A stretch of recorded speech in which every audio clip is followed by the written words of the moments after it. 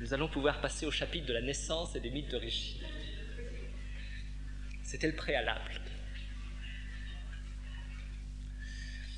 Alors d'abord une réflexion concernant les mythes, et en particulier l'intérêt et les risques et les dangers de raconter des mythes différents, de civilisations différentes, d'origines différentes, ensemble, comme si nous étions en train de les comparer.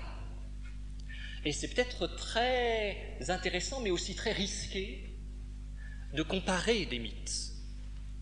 Parce que quand on fait ça, on se met dans une position qui risque d'être d'une position trop savante, trop intellectuelle finalement, trop distanciée.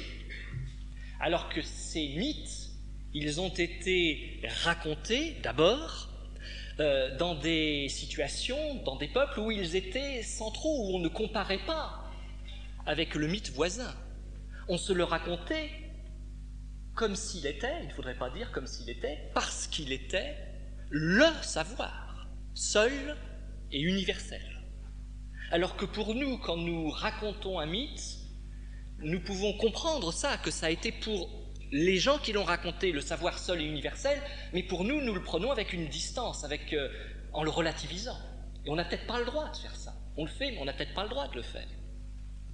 Ce qui fait qu'on parle des mythes avec cette distance qui peut être aussi un peu une sorte de connaissance terne, suffisante, vaniteuse, comme si nous, bien sûr, avec notre pensée à nous, nous étions au-dessus de ça, et que nous pouvions jeter un regard complaisant ou condescendant sur ces histoires. Et je pense que ça, c'est un danger, qu'on voit dans un certain nombre d'ouvrages, de livres sur la mythologie comparée. On raconte ces choses-là de façon un peu terne, comme si on avait une classification, comme si on avait une présentation sans drame, sans passion, sans élan, alors que ce dont il est question dans les mythes, ce sont des drames, des passions et des élans. Alors je crois qu'il faut être très conscient de cette difficulté de départ et finalement ne pas comparer les mythes. Je crois qu'on peut les raconter les uns à côté des autres, à condition d'abord de vraiment les raconter, c'est-à-dire de se remettre dans le récit, et ensuite en les laissant résonner les uns par rapport aux autres, en les mettant les uns par rapport aux autres en résonance. Mais ce n'est pas vraiment une comparaison, ce n'est pas une comparaison pour connaître ce qui ressemblerait, ce qui serait différent. C'est vraiment une mise en résonance.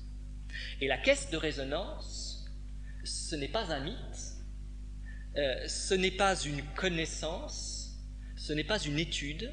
La caisse de résonance, ce serait notre intériorité. Et ce serait notre intériorité qui nous donnerait le droit de mettre des mythes en résonance, à condition de les lire de l'intérieur, justement. C'est parce qu'on essaie de lire ces mythologies de l'intérieur qu'on peut les mettre en résonance. Si on ne les lisait pas de l'intérieur, peut-être qu'on ne pourrait pas les comparer sans les tuer. Et je crois que la plupart des études comparées de mythologie, si intéressantes soient-elles, comparent des mythes morts. Un peu comme un collectionneur de papillons ne sera jamais qu'un collectionneur de papillons morts. Le collectionneur de papillons vivants ne possède aucun papillon. Par définition, il est obligé de ne pas en avoir s'il veut rester en rapport avec la vie. Alors nous allons essayer de parler des mythes, de les commenter sans les tuer, si possible sans les tuer, ou en les tuant le moins possible. Et c'est grâce à cette lecture intérieure, je crois que nous pouvons essayer de faire ça. Une deuxième précaution, avant de parler de la deuxième précaution, un petit mot, j'évoquerai tout à l'heure un mythe d'Amérique du Sud que Claude Lévi-Strauss évoque dans un de ses ouvrages qui s'appelle La Potière jalouse, et il raconte que la personne qui avait recueilli tout un mythe cosmogonique, c'est-à-dire de la création du monde, l'avait recueilli par un Indien d'Amérique du Sud, qui lui avait raconté tout ce récit avec beaucoup d'exaltation, beaucoup de passion, avec des tremblements, avec des mouvements de corps particuliers. Et l'auteur écrit ça comme ça, sans tremblement, sans passion et sans mouvement de corps particulier. C'est dommage. Nous ne devrions pas nous étonner que quelqu'un raconte un mythe de cette manière, parce que je crois que celui qui raconte de cette manière, il raconte vrai. Il raconte quelque chose qui est pour lui, qui fait partie pour lui de son univers passionnel. Et nous devrions laisser les mythes dans cet univers passionnel. Alors, l'autre précaution, c'est en ce qui concerne la ou les lectures des mythologies. Là, je crois que presque tout le monde est à peu près d'accord pour dire que tout ce qui se prétend être la lecture bonne et unique d'une mythologie est, je dirais, la seule fausse. C'est la seule fausse. C'est celle qui se prétend être la seule bonne. C'est souvent ça, d'ailleurs. Quand on se prétend être le seul bon, c'est sans doute qu'on est à peu près le seul pas bon. C'est la seule fausse parce qu'il y a des lectures mythologiques. Le mythe est un langage extrêmement synthétique. Ce sont des récits capables de parler de plusieurs choses à la fois, et je crois qu'il ne faut jamais perdre ça de vue. Et donc, lorsque nous optons pour une lecture, il faut bien opter pour une lecture, parce que sinon on ne peut plus rien dire. Quand nous optons pour une lecture, il faut se souvenir que c'est une option particulière, que ça pourrait être autrement, qu'il peut y avoir d'autres lectures, qu'on pourrait recommencer le lendemain avec le même récit et en faire une lecture tout à fait différente, pas contradictoire, mais différente, simplement différente.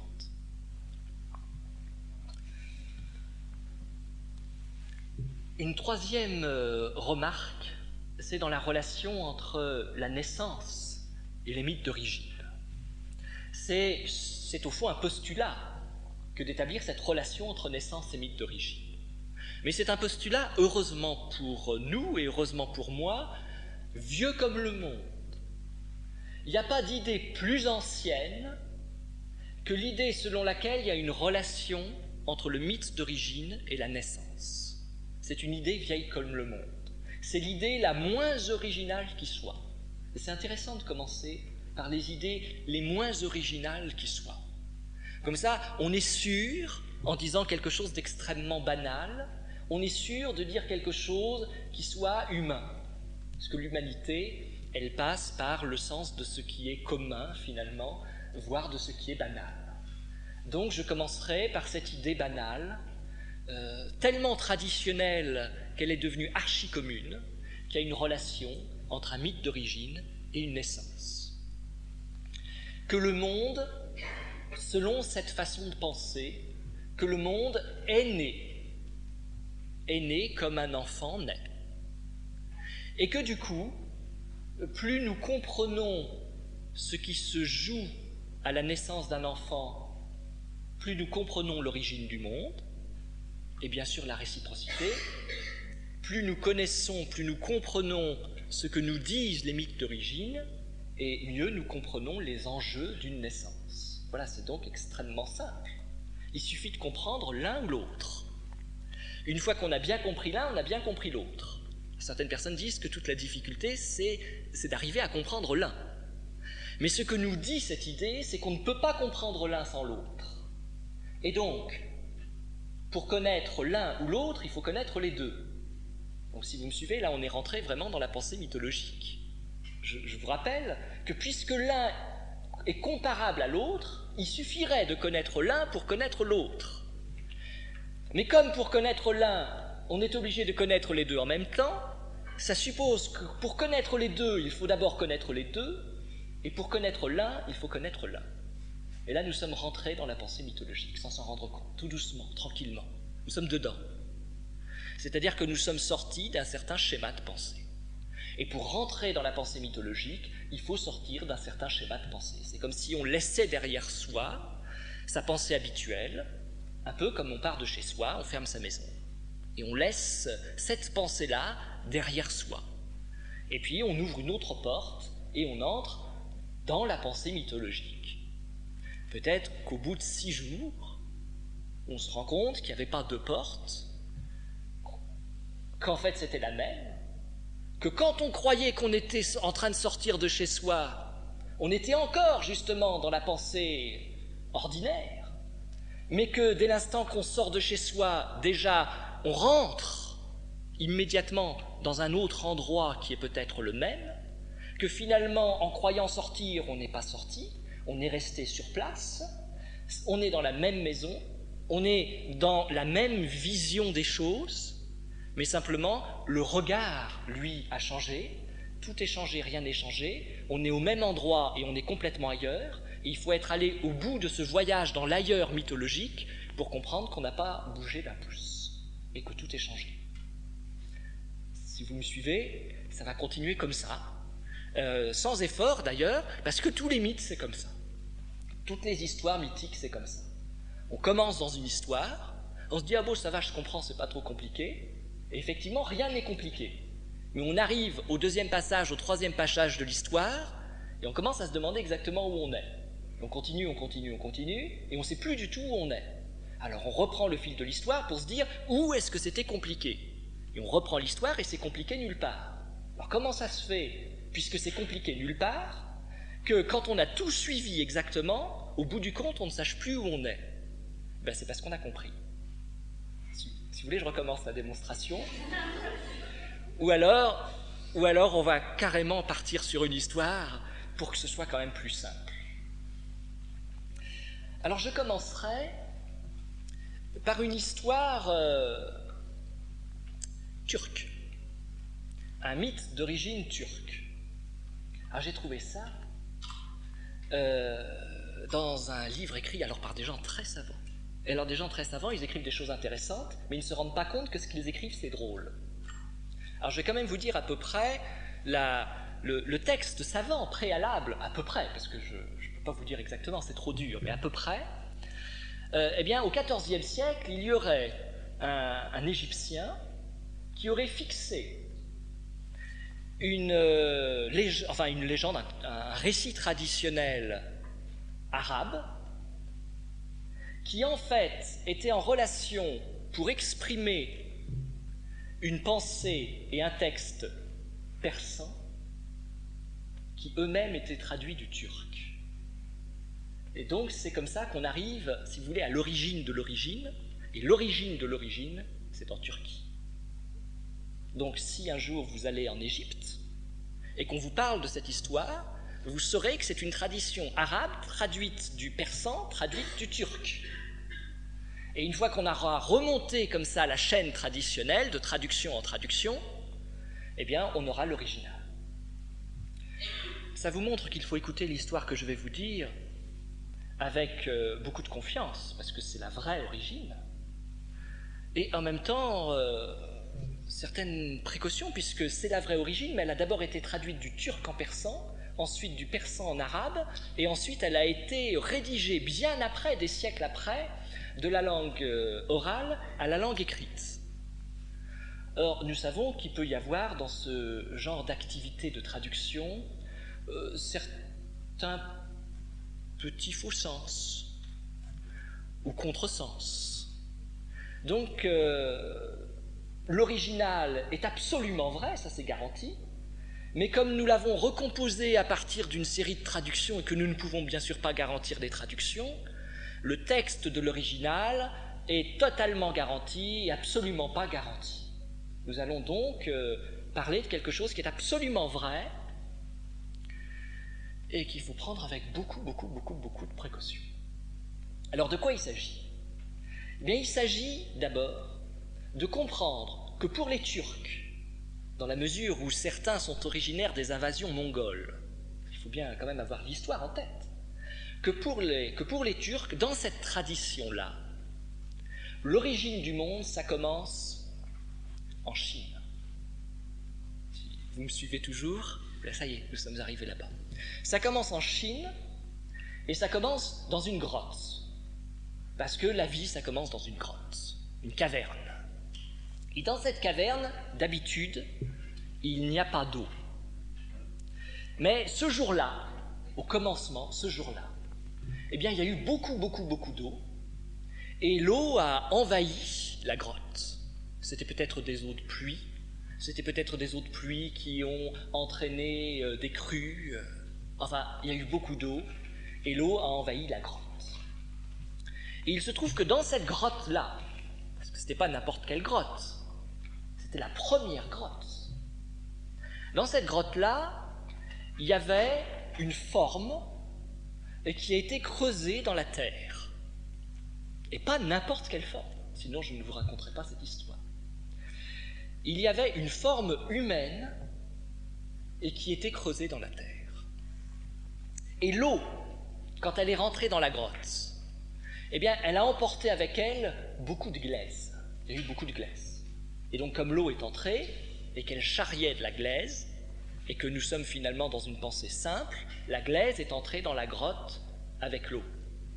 Ou si vous voulez dire autrement, l'eau a entraîné la glaise dans la grotte. Et alors, la glaise s'est répandue dans la grotte, mais surtout, elle s'est mise dans la forme humaine qui était creusée dans la grotte. Et ça a été le premier moulage de toute l'histoire de l'humanité. Parce qu'en ce temps-là, on ne connaissait pas encore le moulage. Nous, on a toujours l'impression que les gens ont toujours connu le moulage. Mais évidemment, les gens ne pouvaient pas connaître le moulage, puisque eux-mêmes, les gens n'existaient pas. Donc, ils ne pouvaient pas connaître quelque chose, alors qu'eux-mêmes n'avaient pas commencé d'exister. Donc ils ne pouvaient pas savoir que le monde avait commencé avec le moulage, puisque le moulage était avant eux. On va revenir à la grotte. Donc la glaise est dans la forme humaine, ça a été le premier moulage, et puis après ce passage où il y a eu beaucoup d'eau, eh bien le soleil s'est mis à briller. Et le soleil, il était fort, quoi, dans ce temps-là. Et il chauffait, ça chauffait. Et le soleil a chauffé la grotte. Il a donc chauffé tout ce qui était dans la grotte, il a chauffé l'eau qui était entrée dans la grotte, il a chauffé la glaise qui était entrée dans la grotte, il a chauffé la forme avec la glaise. Et ça a été la première cuisson. La chaleur du soleil a cuit le moulage qui était dans la grotte. Et bien c'est comme ça que l'existence humaine a commencé. Alors je vous rappelle, pour qu'on sache, si quelqu'un nous demande tout à l'heure de quoi vous avez parlé ce matin, c'est très simple, c'est pas un problème, c'est la chaleur du soleil qui a commencé à cuire le moulage qui était dans la grotte. Voilà, comme ça c'est une explication simple qui n'appelle aucun commentaire et surtout aucune question supplémentaire. Et ça a cuit, ça a cuit, ça a cuit. Et quand la cuisson a été terminée, et comment sait-on que la cuisson était terminée ? Eh bien, quand la cuisson a été terminée, la glaise qui était dans la forme, elle s'est levée. Et ça a été le premier homme. Comme quoi, il y avait déjà la notion d'autolimitation de la cuisson. On était déjà dans un monde quand même très avancé techniquement, puisque sans appareil particulier, alors que toutes sortes d'inventions n'avaient pas encore été faites, il y avait déjà une cuisson qui s'arrêtait juste à temps, juste au moment où il fallait que ça s'arrête. Parce qu'il ne fallait pas que ça dépasse. Parce que si ça avait dépassé un petit peu, nous ne serions pas ce matin ensemble en train d'en parler, si ça avait dépassé un petit peu. Donc il fallait que ça s'arrête juste. Il ne fallait pas non plus s'arrêter avant. Parce que là, nous ne serions pas non plus en train de se parler ce matin. Donc il fallait que ça s'arrête au bon moment. La forme s'est levée et ça a été le premier homme. Et puis il y a encore eu de l'eau, beaucoup d'eau. Il a plu beaucoup en Chine en ce temps-là. En ce temps-là, jadis. Au temps où il n'y avait encore aucune femme, puisqu'il y avait déjà un homme. Alors ça a recommencé, et puis il y a eu une autre cuisson. Alors comment expliquer la différence de cuisson ? Tous les textes ne nous sont pas parvenus. Donc il y a une partie du savoir qui a été oubliée. Ce que nous savons, c'est qu'il y a eu 2 cuissons, et que c'est comme ça que sont nés la première femme et le premier homme. Ils sont nés tous les deux, je ne dirais pas du même moule, parce que c'est dangereux de dire ces choses-là, je dirais du même moulage, il ne faut pas dire du même moule. Ils sont nés du même moulage. Ça crée des liens quand même au départ, tout de suite. Ces liens se sont perpétués et c'est comme ça que l'humanité finalement est née sur la Terre. Ça c'est la première histoire. Je rappelle, c'est une histoire turque qui dit que le monde a commencé en Chine. Alors on pourrait dire que si les Turcs disent, si certaines populations turques disent que le monde a commencé en Chine, c'est à cause des Mongols, et que finalement, ce récit est la mémoire historique de l'épopée de Gengis Khan. On pourrait dire, sans doute, oui, après tout, peut-être. Ça n'explique pas le coup de la caverne et de la forme, ça c'est quand même autre chose. Qu'ils aient placé la première caverne en Chine a peut-être à voir avec l'histoire des invasions, mais du point de vue de la pensée mythologique, il faudrait dire que si certaines populations turques ont placé la première caverne du premier couple initial en Chine, c'est d'abord et surtout pour cette raison particulière, et j'insiste beaucoup sur cette raison, c'est parce qu'il fallait bien la placer quelque part. Il faut bien mettre l'ailleurs quelque part. Et où est-ce qu'on va le mettre? Peu importe, en Chine ou ailleurs, puisque de toute façon, ce lieu n'est pas un lieu géographique, puisque c'est un lieu d'avant, puisque c'est un autre lieu, c'est un ailleurs. Donc je dirais que tout lieu géographique, finalement, peut être le lieu qui reçoive, le lieu réceptacle de cet ailleurs-là. Mais que quand on dit c'est en Chine, ça veut dire c'est quelque part sur la Terre. L'ailleurs a commencé et il est venu quelque part sur la Terre. Et on rajouterait presque, aujourd'hui on pourra rajouter, mais à ce moment-là il fallait quand même que les gens soient un peu diplomates avec leurs voisins, on pourrait rajouter n'importe où ça va. Mais comme on ne pouvait pas le dire, alors on disait bon en Chine. Comme on pourrait dire ici, on pourrait dire dans les monts d'Arrée. Parce que si on dit que c'est dans la Suisse normande, si vous dites ça en plein Finistère, on vous dit non, le monde n'a pas pu commencer en Suisse normande, c'est pas possible. Le monde n'a pas pu commencer chez les Normands, c'est pas possible. Donc il a commencé dans les monts d'Arrée, forcément. Et si vous allez parler de mythologie en Normandie, faites attention, changez votre texte, et vous dites que bien sûr le monde a commencé dans la Suisse normande. Il n'a pas commencé dans les monts d'Arrée, là-bas. Donc il faut toujours tenir compte des personnes à qui on parle, pour dire exactement où le monde a commencé. Parce que vous avez deux soucis en tête dans ces moments-là. Le premier souci, c'est de parler de l'origine du monde, ce qui est quand même un sujet sérieux, et l'autre souci, c'est de ne vexer personne, ce qui est un sujet encore plus sérieux. Parce que la preuve que le deuxième sujet est encore plus sérieux, c'est que si vous faites des erreurs touchant l'origine de l'humanité, personne ne s'en rend compte, tandis que si vous faites des erreurs en vous adressant à quelqu'un et en blessant son amour-propre, on s'en rend compte tout de suite, parce que ça fait des éclats et des vagues tout de suite. Comme quoi le deuxième sujet est plus sérieux, et comme nous sommes en train de parler de choses fantaisistes, eh bien j'ai choisi un sujet un petit peu moins sérieux, qui est l'origine de l'humanité. Alors c'est ça. Ça s'est passé donc quelque part en Chine, parce qu'il faut que ça se passe quelque part, et au commencement était la grotte matricielle.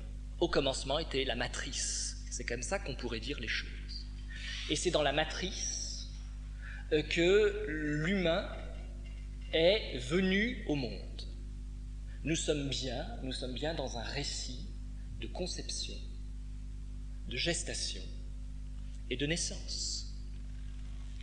La conception est représentée par l'eau et la glaise qui entrent dans la grotte. La gestation est représentée par la cuisson solaire et la naissance est représentée par le moment où la femme et l'homme vont sortir du moulage. C'est donc un texte qui dit la naissance de chaque bébé. Et en même temps, il dit la naissance du monde. Et justement, ce qui est particulier, c'est qu'il dit les deux choses en même temps. C'est qu'il n'y a besoin que d'un récit pour dire ces deux choses. Il précise aussi les trois éléments nécessaires. C'est toute la question du quatrième. Les trois éléments nécessaires, c'est-à-dire l'eau, la terre glaise, et le feu solaire, la chaleur du soleil. Ce sont les trois éléments nécessaires. Alors on pourrait dire, ça suppose quand même qu'il y ait l'air. Ben oui, ça suppose. Mais ça suppose surtout qu'il y ait d'abord le vide. La forme. La forme, elle est d'abord vide. Pour qu'il y ait quelqu'un, il faut d'abord qu'il y ait place pour quelqu'un. Et la place de quelqu'un, c'est du vide. Et s'il n'y a pas le vide, il n'y a pas le plein. S'il n'y a pas rien, il n'y a pas quelque chose. S'il n'y a pas personne, il n'y a pas quelqu'un. Donc il faut d'abord qu'au travers de la forme, il y ait personne pour que personne prépare la place de quelqu'un. Et quand personne a bien préparé la place de quelqu'un, quelqu'un peut venir. Mais s'il n'y a jamais personne, s'il y a tout le temps du monde, quelqu'un ne peut pas venir. Autrement dit, grammaticalement, on dit à ce moment-là, personne ne peut venir. S'il y a trop de monde, s'il y a toujours du monde, il n'y a pas la place pour quelqu'un, donc personne ne peut venir. Mais si heureusement il n'y a personne, et donc il va y avoir la place pour quelqu'un grâce à personne, chacun peut venir. Chacun peut venir prendre forme et substance dans le moulage. Alors on pourrait dire qu'il y a des risques quand même, pour employer un terme très moderne, il y a des risques de clonage.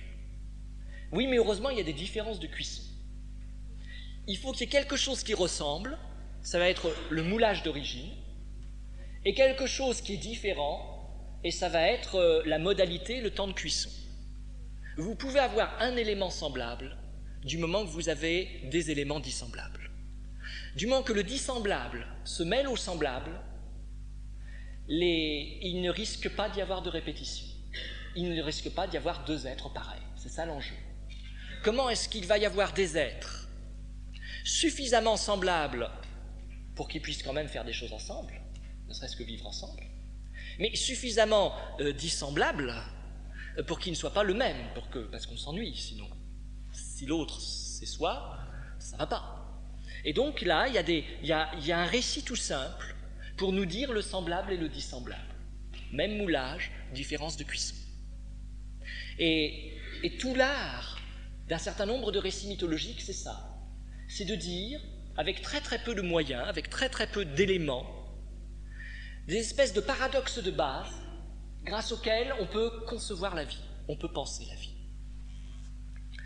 Ce qui est encore intéressant dans la forme, c'est justement l'aspect préalable de la forme. Avant que l'existence humaine ne commence, elle est d'une certaine manière déjà commencée. C'est ça la forme préalable. Et je crois que c'est un des enjeux de nombreux textes mythologiques, surtout dans les mythes de création. C'est qu'il y a presque toujours un avant de l'avant. Quand ça commence, eh bien ce moment, quand ça commence, ça n'existe pas absolument. Ça commence quand c'est déjà commencé. Ça commence quand on prend conscience que c'est déjà commencé. La première personne humaine naît au moment où on prend conscience qu'elle se préparait déjà à naître, au moment où on prend conscience qu'elle était, avant la conception physique, qu'elle était déjà conçue. Et heureusement pour nous, en tout cas en français, c'est le même mot que nous utilisons pour la conception d'un enfant ou pour la conception d'une pensée, d'une représentation du monde. Nous employons le même terme. Eh bien ce mythe-là, il fait comme notre langue, il emploie le même terme.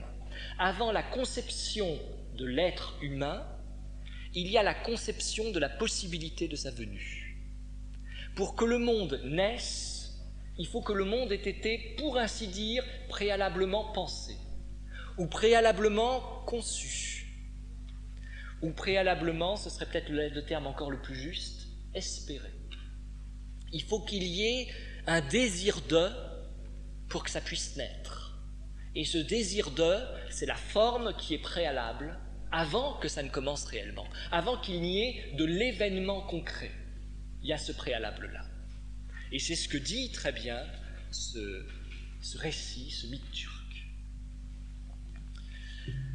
Alors plutôt que de revenir directement en Turquie, je vous propose de rester en Extrême-Orient et de rester en Chine puisqu'on y est, puisqu'il faut être quelque part, eh bien de rester en Chine et de raconter certains récits de commencement de la Chine traditionnelle.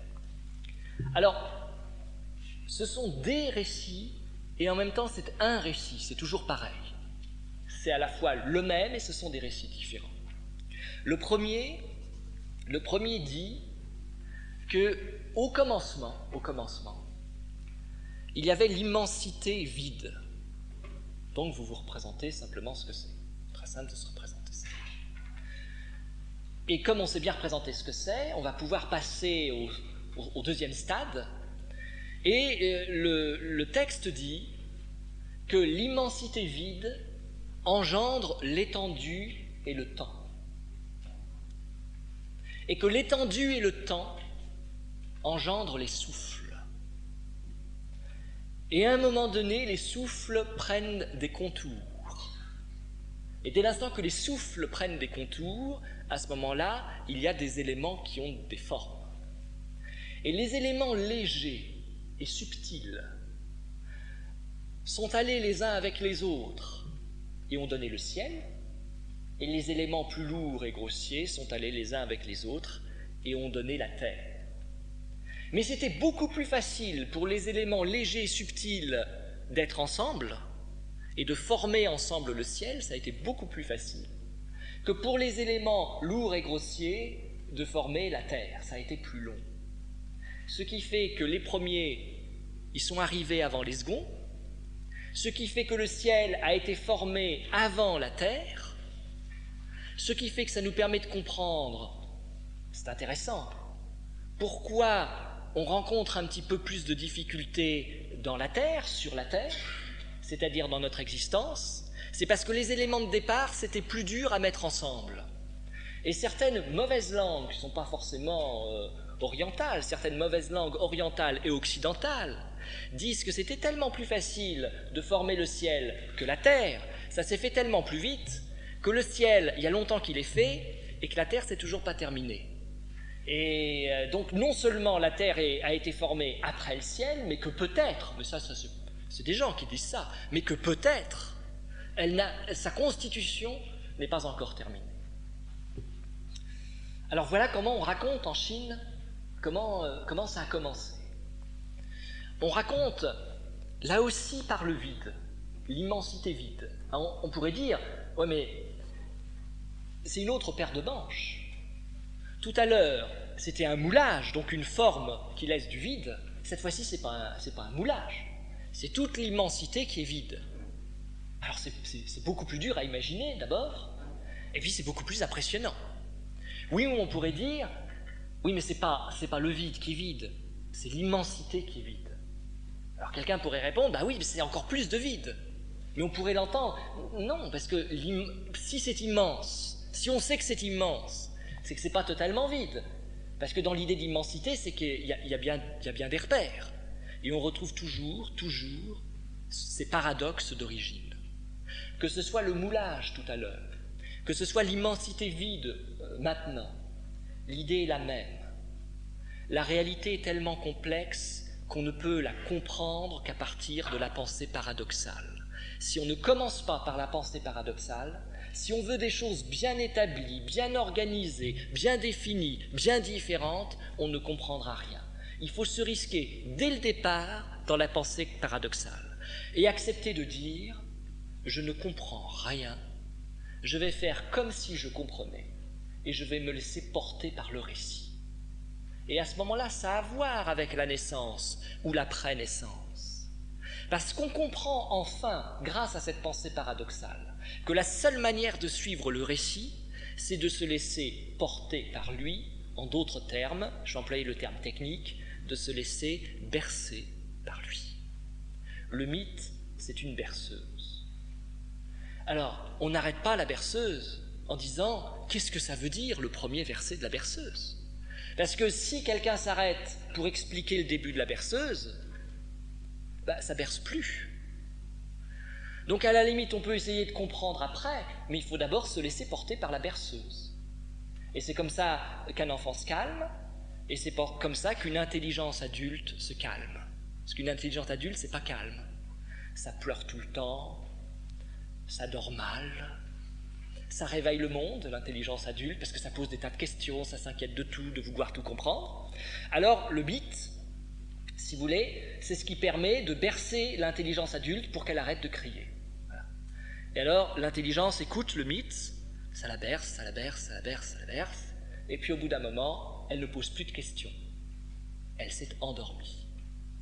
Ça dure quelques heures, Et puis après, hop, elle se réveille en disant « j'ai pas très bien compris quelque chose », et immédiatement, il faut avoir un nouveau mythe, c'est-à-dire il faut avoir une série de berceuses. Et donc, c'est ça qu'il faut avoir à sa disposition, des connaissances mythologiques non savantes qui, en fait, forment un recueil de berceuses. Et chaque fois qu'on sent qu'on va être agité, très agité, par des questions, eh bien, on se raconte les berceuses, et alors ça calme, jusqu'à ce qu'il faille recommencer. C'est pour ça qu'il faut un recueil de berceuses très très important. Et comme dans certains ouvrages, vous savez, il y a des maisons d'édition qui proposent des mises à jour, parce qu'à un moment on a épuisé les berceuses, alors il faut de nouvelles berceuses, alors c'est des mises à jour annuelles. Quand les gens sont très agités, il y a des mises à jour mensuelles, parce que vraiment il faut continuer de nouveaux mythes comme ça pour que les gens se calment. D'ailleurs, ce que nous allons faire là, en tout cas de temps en temps, c'est se calmer, mais on n'a pas mis sur les papiers. Conférence pour se calmer.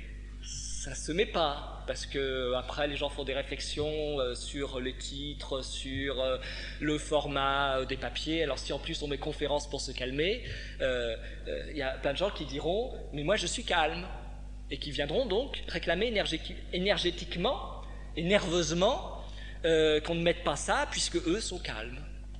Donc on ne l'a pas mis.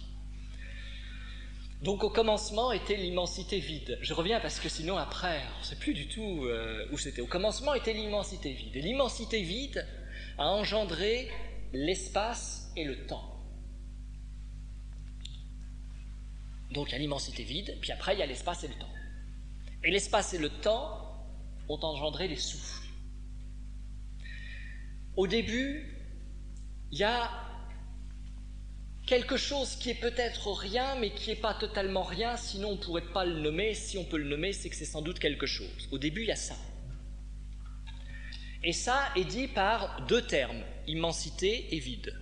Mais ce sont deux termes pour dire une chose, une quelque chose, une quelque chose je ne sais pas quoi, une je ne sais pas quoi quelque chose, mais je ne sais vraiment pas quoi. C'est comme ça qu'on devrait inventer les mots des cosmogonies.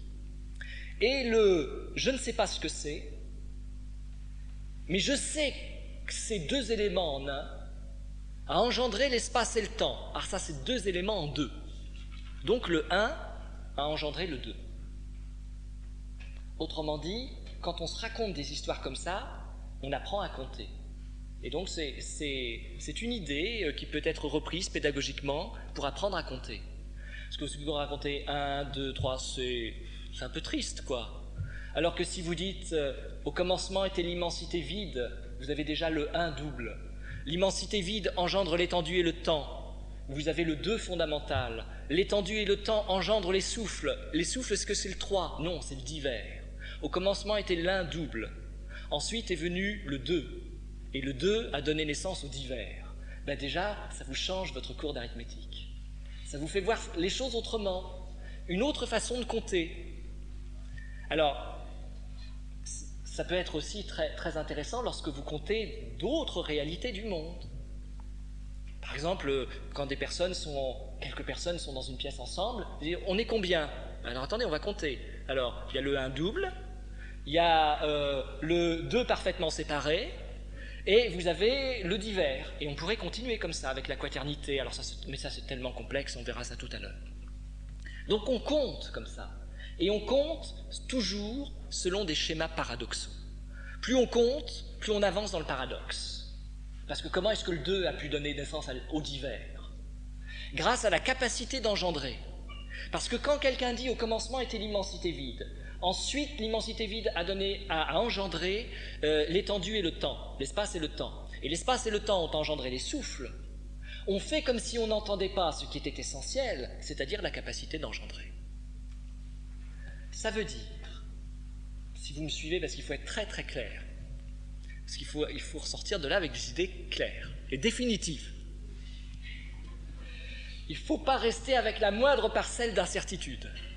Il faut que l'immensité vide soit une notion sûre, établie, solide, pleine, restreinte. Donc, avant que l'immensité vide ne soit, il y avait sans doute la capacité d'engendrer. Sinon, on n'aurait pas pu engendrer. Elle n'a pas pu trouver la capacité d'engendrer en elle, puisqu'elle était vide. Donc il y a un présupposé, il y a toujours des tas de présupposés dans ces histoires, il y a un présupposé qui est la capacité d'engendrer. Donc il faudrait redire l'histoire autrement. Au commencement était, mais il ne faut pas le dire, la capacité d'engendrer. Ensuite, au commencement était l'immensité vide, mais tout le monde sait ce qu'il ne faut pas dire. L'immensité vide engendra l'espace et le temps. Et l'espace et le temps engendrèrent les souffles, le divers. Et ce sont les souffles qui se sont donnés eux-mêmes un contour. Comme quoi la forme, là, elle est venue après. Alors c'est pas du tout comme dans certaines populations turques, où au commencement était la forme. Et là, les gens pourraient dire, au commencement n'était pas la forme, et la forme est venue bien après la capacité d'engendrer. Eh bien, ce sont des visions du monde différentes. Mais heureusement, tous les récits mythiques chinois ne sont pas aussi abstraits, parce que c'est quand même un peu difficile. Donc il y a des récits plus réalistes. Alors il y a un récit réaliste que j'avais déjà évoqué, mais que j'ai retrouvé dans d'autres versions. Alors c'est toujours amusant de voir dans d'autres versions. Alors je l'avais déjà évoqué, mais on recommence, parce que vous savez que de toute façon le commencement, il faut recommencer pour le dire, parce qu'on oublie. Alors je vous rappelle comment le monde a commencé. Au commencement, le ciel et la terre formaient un œuf de poule. Et bien voilà une vision plus concrète des choses, plus réaliste. On sent déjà que de l'autre, finalement, c'était une tradition abstraite. Là, nous sommes entrés dans le réel.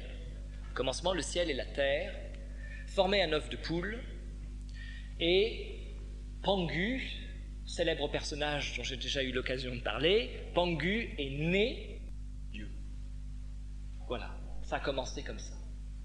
Au commencement, il y avait deux, le ciel et la terre. Ces deux étaient un, l'œuf.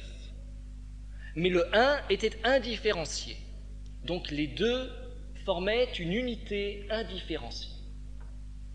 Et dans l'unité indifférenciée était l'un différencié, Pangu. La preuve qu'il est différencié, c'est qu'il a un nom. C'était l'enfant. Le monde est né comme un enfant. Le ciel et la terre, c'est les parents. Et les parents, qu'est-ce qu'ils forment? Un œuf.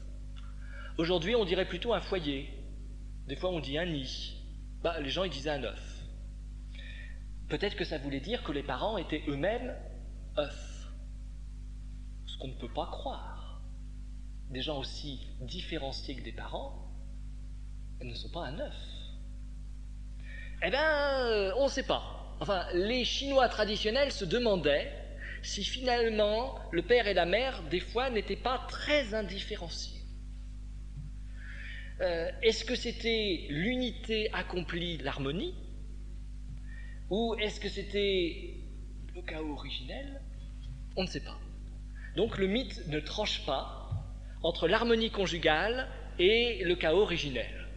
Et finalement, il laisse le soin à tous les commentateurs d'établir leurs savantes exégèses. Alors, il y a des gens très versés dans la langue chinoise classique qui vous expliqueront que ça veut certainement parler de l'harmonie conjugale, et d'autres, tout aussi savants, qui vous expliqueront avec des preuves tout aussi fortes que ça veut certainement parler du chaos originel. Donc la question reste ouverte, comme quoi les mythes n'ont pas réponse à tout. Enfin, je tenais quand même à préciser cette question dont parle la mythologie. Ce qui est certain, c'est que l'enfant est né. Donc le monde est né comme un enfant, et l'enfant naît comme le monde. C'est ça qui nous intéresse. Puisque nous ne pouvons pas résoudre la question tout à l'heure qui est trop difficile, nous allons nous occuper de questions plus faciles, c'est comment un enfant naît comme le monde, ou encore, je vous le rappelle, comment le monde naît comme un enfant. Donc Pangu est né au milieu, il vient du centre, il vient de l'intérieur de l'œuf, on va rester dans les résonances, il vient tellement de l'intérieur de l'œuf qu'il vient peut-être de l'intériorité, et que le monde naît parce qu'au commencement était l'intériorité, et l'extériorité est née de l'intériorité. Ça c'est déjà encore une vision du monde. Au commencement était le dedans, le dehors n'existait pas encore. Et quand le dedans, on a eu assez de rester au dedans, il est sorti. Et c'est ainsi qu'est né le dehors. Je vous explique le monde, ça s'est passé comme ça. Mais au commencement était le dedans. Mais comment est-ce qu'il a pu sortir? Parce que quand même, c'est une question. Quand vous êtes dans un œuf, ça arrive. Comment est-ce qu'on sort? Et c'est là qu'on voit quand même les terribles carences éducatives. On apprend des tas de choses. Et on ne sait pas, quand on est dans un œuf, comment on en sort. Alors que c'est le b.a.-ba. On devrait commencer par là. Je dirais, c'est le seul savoir dont on ait absolument besoin, parce qu'il faut quand même le savoir, si un jour ça nous arrive. Eh bien, au commencement, toujours au commencement, c'est-à-dire après le commencement, puisque nous sommes toujours au commencement, mais après, au commencement, le ciel et la terre se séparèrent. Bon, ils se sont séparés. Et alors, ils étaient quand même liés entre eux. Ils étaient liés par Pangu. Et Pangu qui était toujours attaché au ciel et attaché à la terre, puisqu'il était dans l'œuf qu'il formait. Et donc ils se sont séparés à l'intérieur du lien, qui était Pangu, né de leur enfant. Et le ciel, lui, s'est élevé. Et chaque jour, il s'élevait d'un empan. Et un empan, c'est beaucoup, il paraît. Et la terre, pendant ce temps, elle s'approfondissait d'un empan. Et du coup, chaque jour, Pangu, il grandissait d'un empan. Ce qui fait qu'un jour, au bout de 18 000 ans, le ciel était devenu très haut, bien sûr, et la terre était devenue très basse, et Pangu était devenu très grand. Et c'est comme ça qu'il a grandi. Il a grandi parce que ses parents ont cessé de faire l'œuf, c'est-à-dire ils ont accepté d'exister chacun. Ils sont sortis, eux, de l'indifférencié, qu'il soit harmonieux ou chaotique, et ça a permis à l'enfant de grandir. Et l'enfant a donc grandi grâce au fait que le ciel a voulu être le ciel, la terre, le père et la mère, et comme ça il a pu être lui l'enfant. Mais quand même, comme il était très très attaché au ciel et à la terre, donc ses parents, il ne les a pas laissés comme ça. Il a continué à les unir en grandissant. Et c'est comme ça qu'est né le principe de croissance. C'est depuis ce temps que les enfants grandissent. Parce qu'au commencement, les enfants ne grandissaient pas. Quand il n'y avait pas d'enfants, ils ne grandissaient pas. Mais il y a eu Pangu, et dès l'instant que Pangu a grandi, ça a permis à tous les autres petits-enfants de la Terre de grandir, grâce à lui. C'était le principe de croissance. Simplement, il est devenu très grand, quoi. Certains disent trop, en 18 000 ans. Alors le récit se change et continue à la fois. Et on dit qu'à un moment, Pangu, qui était né au milieu du ciel et de la terre, qui avait grandi entre le ciel et la terre, à un moment, il s'est mis à mourir. Il s'est mis à vieillir et puis il s'est mis à mourir. Et alors il est mort. Et où est-ce qu'on l'a enterré? On ne l'a pas enterré. Et où est-ce qu'on l'a incinéré? On ne l'a pas incinéré. Alors, qu'est-ce qu'on a fait avec le corps de Pangu? Il n'y a pas eu besoin de s'en occuper parce qu'il s'en est occupé lui-même. C'était quelqu'un, finalement, qui était très bien organisé. Et alors son corps s'est décomposé en éléments naturels. Son sang est devenu les fleuves, son œil droit le soleil, son œil gauche la lune, ses muscles sont devenus la glèbe des champs, et ainsi de suite. Toutes les parties de son corps sont devenues la nature. Et quand Pangu est mort, la nature est née. Et il s'est transformé, toutes les parties de son corps se sont transformées dans la nature. Et c'est comme ça que le monde que nous voyons, les arbres que vous pouvez voir là, ça vient du corps de Pangu. Mais il y a longtemps, c'est pour ça qu'on ne se rend pas compte. Là. Ça s'est quand même passé depuis très longtemps, et puis il y a eu des années qui sont passées, les saisons sont passées, mais en fait tout ça, ça vient du corps de Pangu, du premier homme qui était le premier enfant surtout. Alors ce récit-là, lui, il insiste vraiment sur l'analogie entre la naissance du monde et la naissance de l'enfant. Le monde est né comme un enfant, au commencement était l'œuf, l'enfant est sorti de l'œuf, et puis il y a tout un jeu entre la séparation et l'unité. C'est ça que le mythe pense. Comment est-ce qu'on va maintenir le lien en permettant à chacun d'être soi? Comment est-ce qu'on va être ensemble tout en étant des individus séparés? C'était la question qui était posée. Comment est-ce qu'on va permettre que le dehors existe? Autre question posée. Ne pas rester toujours dedans. Et quand on a fait une expérience telle qu'on est devenu très très grand, comment est-ce qu'on va apprendre à non seulement redevenir petit, mais comment surtout est-ce qu'on va apprendre à mourir? Comment est-ce qu'on va se sauver de quelque chose d'immense? Autrement dit, on pourrait intituler ça « Comment ne pas devenir un géant ?» C'est important dans la pensée mythologique, comment ne pas devenir un géant, parce qu'il y a souvent des problèmes avec les géants. Et il y a certains personnages, divins ou héroïques, qui ont bien du mal et bien du fil à retordre avec les géants. Donc Pangu, qui est quelqu'un de très, très paisible, très pacifique, il s'est peut-être posé la question aussi, comment ne pas rester un géant? De quoi j'aurai l'air, moi, après, si je reste un géant? C'est peut-être ça qu'il s'est dit. Et alors, il est rentré après le principe de croissance, il est rentré dans l'acceptation de la mort et de la dégradation du corps, et en acceptant sa mort et sa dégradation, il a pu se transformer, et il est devenu vraiment celui qui anime la nature. Autrement dit, pour employer un terme plus contemporain, il s'est recyclé. Il est rentré dans les cycles. Il a donné son corps, il a donné son énergie, il a donné sa force pour le cycle. Et sa force, qui était encore une force limitée parce qu'elle était grande, est devenue une force illimitée parce qu'elle est devenue cycle. Au commencement, il n'y avait pas encore le cycle. C'est pour ça qu'est né le géant. Mais le géant, à un moment donné, il sent bien qu'il ne peut pas rester géant. Parce qu'il est trop grand, parce qu'il est trop fort, parce qu'il est trop puissant. Et alors, il a un coup de génie, il s'est dit, je vais donner ma force pour qu'il y ait du cycle. Et ainsi, il est mort, il a disparu, mais grâce à lui, le cycle a commencé. Et lui, il est devenu plus fort qu'il n'était, parce qu'il n'avait plus besoin de tirer la force de sa force, il avait simplement besoin de se laisser porter par le cycle. Donc c'était très harmonieux grâce à Pangu, la naissance du monde. C'est un sacrifice primordial, c'est un sacrifice initial, sans violence, qui repose entièrement sur le don. C'est la création par le don, mais le don sans violence. Et pourtant, le récit chinois dit qu'après, il y a eu une certaine violence. Parce qu'il y a eu un personnage, j'ai oublié son nom, je n'ai pas d'ailleurs fait trop l'effort de m'en souvenir parce qu'il y a plusieurs personnages avec plusieurs noms et c'est difficile. Alors, je me suis souvenu de Pangu, je trouvais que ça suffisait pour cette histoire. Il a donné naissance à quelqu'un d'autre et ce quelqu'un d'autre, il a donné naissance à 2 fils.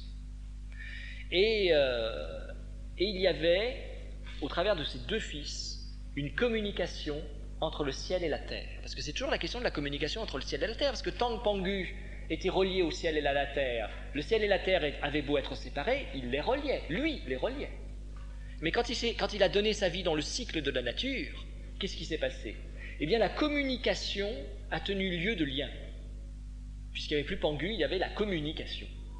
Et l'empereur, on ne sait pas qui est l'empereur, on ne dit pas l'empereur de Chine. L'empereur a demandé que la communication soit arrêtée entre le ciel et la terre.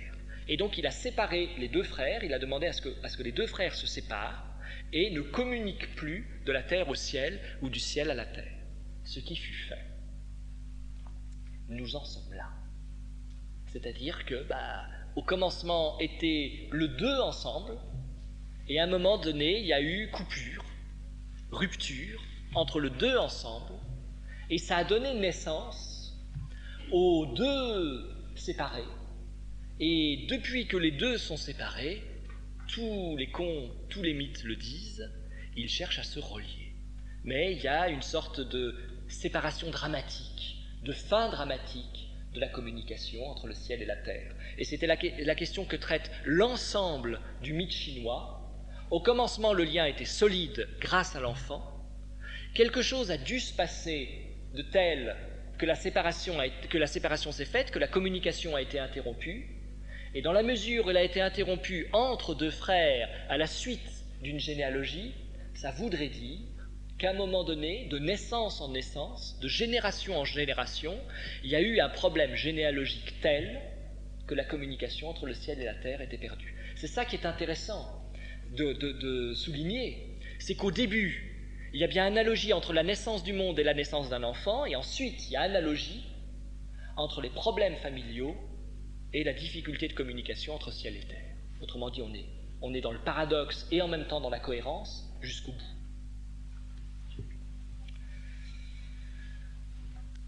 Donc si nous ne comprenons plus certaines choses, c'est parce que cette communication a été coupée.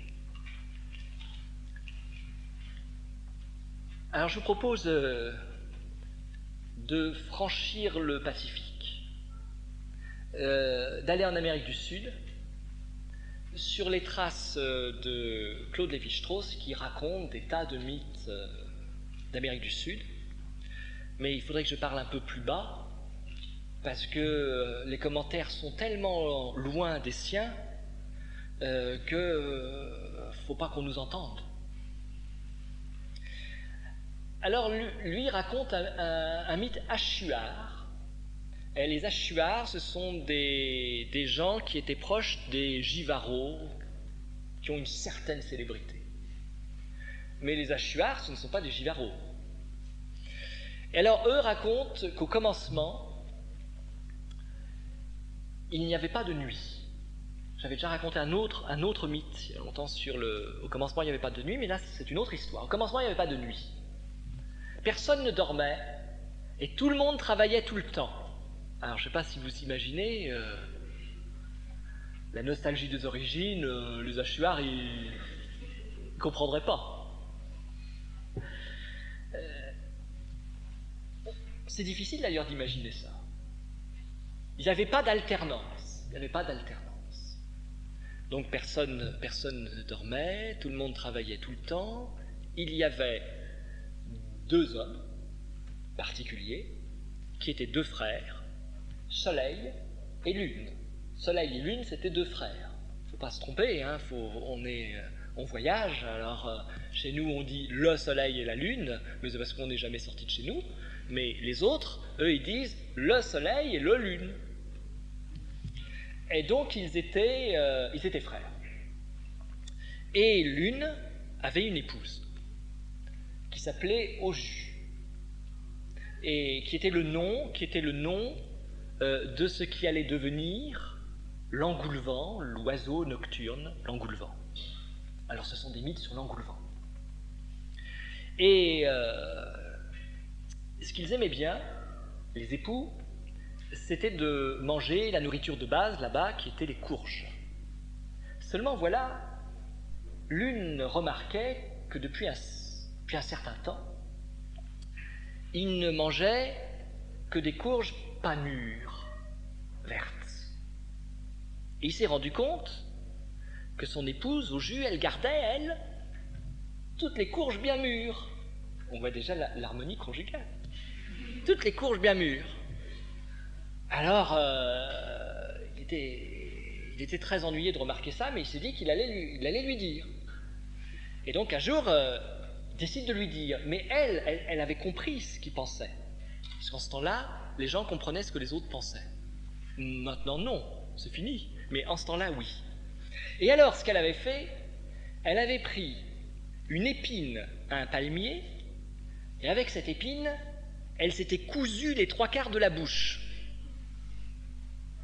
Et donc quand il est arrivé en lui disant « J'en ai assez de manger toujours des courges vertes, c'est toi qui manges toujours les courges mûres », elle lui a répondu « C'est pas possible parce que avec la toute petite bouche que j'ai, je ne peux plus manger les courges mûres. » Et alors Lune lui a dit qu'il ne se laisserait pas prendre au jeu, que c'était une ruse, et que puisque c'était comme ça, il montait dans le ciel. Et alors il monte dans le ciel. Voilà, le dépit amoureux, des fois ça entraîne, comme ça, il monte dans le ciel. Et alors il monte dans le ciel parce que, il faut vous dire comment, si j'ai oublié de vous dire comment, parce qu'il y avait la liane. Pas une liane, il y avait la liane qui unit la terre au ciel, parce qu'en ce temps-là, il y avait une liane, la seule, la liane, qui unissait la terre au ciel. Alors il est monté au ciel, par cette liane. Et quand elle a vu ça, elle a voulu le rattraper. Parce qu'elle l'aimait bien. Elle lui piquait toutes les courges mûres, mais elle l'aimait bien quand même. Parce qu'on peut très bien prendre ce qu'il y a de meilleur et aimer beaucoup l'autre, après tout. Enfin, chez eux, c'était comme ça en tout cas. Alors elle monte par la liane. Mais l'une était furieux, il voulait plus du tout entendre parler d'elle. Alors il a dit à l'écureuil d'aller mordre la liane et de la casser. Et l'écureuil a sauté et il a cassé la liane. Et alors, elle s'est mise à tomber, elle est tombée dans l'espace comme ça. Elle a été prise d'une angoisse tellement forte, qu'elle s'est mise à déféquer, et ses excréments sont devenus l'argile dont les potiers font leur vase. Et c'est depuis ce temps que les potiers cherchent une argile bien particulière pour faire leur vase et tous les ustensiles dont ils ont besoin. C'est depuis ce temps aussi que cette femme s'est transformée en un oiseau qu'on appelle l'engoulevent, qui a une grande bouche et qu'on entend crier tristement la nuit, parce que c'est l'épouse qui appelle son mari, lune, restée dans le ciel. Voilà le beau mythe que Claude Lévi-Strauss raconte dans un livre qui a un beau titre et qui s'appelle La Potière jalouse, et il fait des commentaires extrêmement intéressants et très tristes. Alors on va essayer de faire un commentaire un peu moins triste, mais ce qu'il dit c'est très intéressant. Ça s'appelle de l'anthropologie structurale, donc c'est une lecture comparée des mythes comme on comparerait des formes. Alors évidemment on voit certaines choses, on voit plein de choses, mais on ne présuppose pas ce que je me permettrais de présupposer, parce que j'ai l'impression que tous les mythes le présupposent, et qui est l'expérience intérieure, le domaine de l'intériorité. Alors évidemment, ça fait des petites différences. Mais c'est quand même bien qu'il ait raconté tant de belles histoires. Donc au commencement, il n'y avait pas le différencié. Au commencement, il n'y avait pas l'alternance. C'est ça la question. Et on retrouve toujours, au commencement était l'un indifférencié. Il n'y avait que le jour, et que le jour entraînait un travail terrible, avant les lois sociales. On pourrait dire, au commencement était l'obsessionnel, et le répétitif. Et puis heureusement, il y a eu un drame, et grâce au drame, on est entré dans le rythme. On pourrait dire des choses comme ça. Au commencement était le répétitif, l'obsessionnel, il y a eu un drame, grâce au drame, on est entré dans le rythme. Depuis, ça va mieux. Parce que le drame, qui a donné le rythme, a pu donner l'histoire, et depuis que nous sommes dans l'histoire, je ne dis pas que tout est facile, mais ça bouge, c'est mouvementé, il y a du mouvement, il y a des nouvelles tous les jours, on en apprend de nouvelles, ça change. Au début, ça ne changeait pas. Au début, ça ne changeait pas, il n'y avait pas d'ailleurs. Évidemment, on pourrait dire qu'il y avait quand même la liane, bien sûr, mais on ne le dit pas au début. Au début, il y avait un couple d'origine, voilà. Et on retrouve toujours la femme et l'homme primordiaux. Et qu'est-ce qu'il y avait à l'intérieur du couple d'origine? Il y avait une certaine mésentente. Au commencement était la mésentente. Donc on pourrait toujours traduire comme ça. Au commencement était la mésentente. Et la mésentente a donné le rythme, comme quoi c'est complexe. Au commencement, il y avait l'obsessionnel et la mésentente, et grâce à la mésentente, on a trouvé le rythme. Et puis il y avait aussi une sorte de rivalité. Et pour reprendre le terme, il y avait de la jalousie, de la rivalité entre l'un et l'autre, chacun voulant le meilleur pour lui. Et ben voilà. Enfin, on ne dit pas si l'une voulait que le meilleur pour lui, mais en tout cas, il ne voulait certainement pas le moins bon pour lui. Et ce déséquilibre qui existait a été le commencement du temps, un commencement de l'histoire, grâce au déséquilibre. On pourrait dire que la femme ici introduit le déséquilibre grâce auquel il va y avoir l'histoire. Et au commencement était la ruse. Et au commencement était l'art de ne pas se laisser avoir par la ruse. Et ça, c'est important, ce thème de la ruse, au moment où elle secoue les trois quarts de la bouche. C'est que la ruse est au centre des relations entre le ciel et la terre, humanité et divinité. On ne comprend pas l'ensemble de la pensée mythologique si on ne comprend pas la ruse. Et j'en parlerai tout à l'heure. comme si les deux plans étaient tellement proches l'un de l'autre et en même temps tellement mystérieux l'un à l'autre que pour se connaître, pour en découvrir le secret, il faut utiliser la ruse.